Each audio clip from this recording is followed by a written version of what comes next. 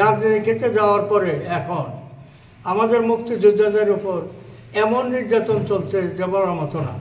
কোনো জায়গায় দেখা গেছে জুতার মালা পরাইছে। আমি বর্তমান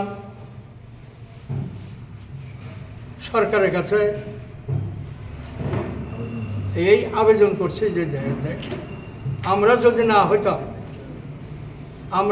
হইতাম তাহলে ডিসি এসপি যারা যারা বড় বড় হয়েছেন তারা কেউ হইতে পারতেন না। কেননা আমাদের রাষ্ট্রটা চলে গেছে পাকিস্তানের হাতে, তখন আমরা কোনো কিছুই করতে পারতাম না। আর স্বাধীন হওয়ার প্রেক্ষিতে আমাদের কপাল খুলে গেছে, এমনকি আমাদের ভাগ্য সুপ্রসন্ন হয়েছে, যারা নাকি আমরা বিভিন্ন কর্মস্থানে বিভিন্ন পদমর্যাদায় অধিষ্ঠিত হয়েছি।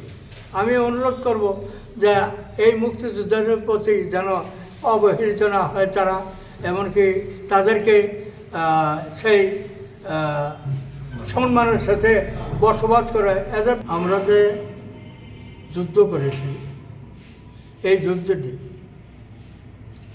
আমাদের এই কার্যকলাপ হেতু যদি সংরক্ষণ করে রাখা হয়, এমনকি পরবর্তী প্রজন্মের জন্য ইহা একটা দলিল থাকবে যে হ্যাঁ এরা এই অনুযায়ী যুদ্ধ করেছে।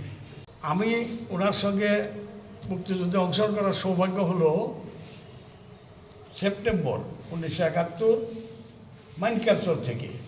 আমি অরিজিনালি 7 নম্বর সেক্টরের মুক্তিযোদ্ধা।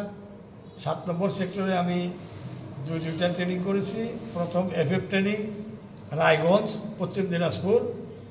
ওখান থেকে ট্রেনিং শেষ করে আমরা বর্ডারে এসে যখন হিট অ্যান্ড রান এবং রেড অ্যাম্বুশ করতে থাকি, মাসখানি করার পরে আবার আমাদের কোম্পানিটার নাম ছিল F উইংকে আবার পুনরায় হায়ার ট্রেনিং করার জন্য নিয়ে যাওয়া হয় শিলিগুড়ি পানিঘাটা ট্রেনিং সেন্টারের নাম, সেটা এভারেস্টের পাদদেশ নিয়ার নেপাল।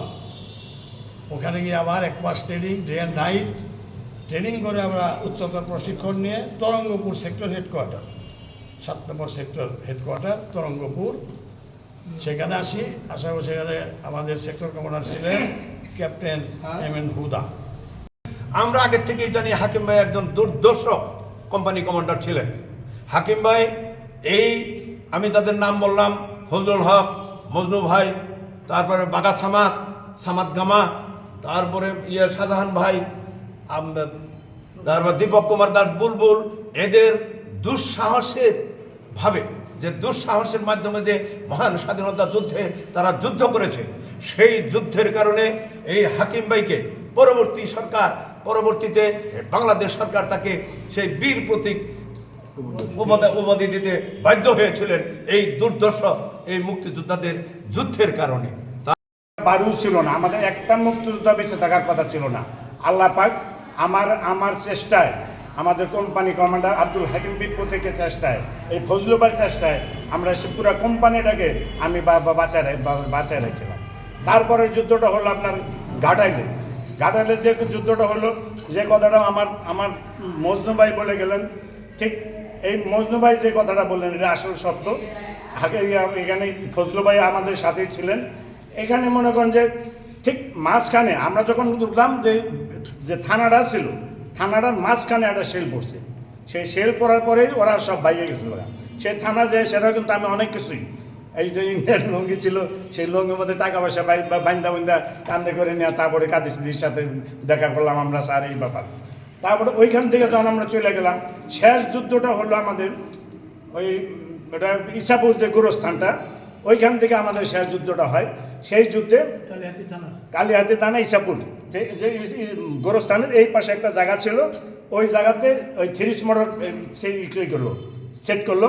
সেটার হাকিম সাহেবের এই মাইপা দেয়, মানে অ্যাঙ্গেল কত অ্যাঙ্গেলে মারতে হবে, এটা মাইপা দেওয়ার পরে মজনু ভাই সেটারে করে, মানে এই গুলিটা এইভাবে ফালায় আর কি। ফালার পরে যখন এখানে একটা শব্দ হলো, ওইখানে যে একটা শব্দ হলো, ওই বোমাটা যায় পড়লো একটা টাকের ভিতরে।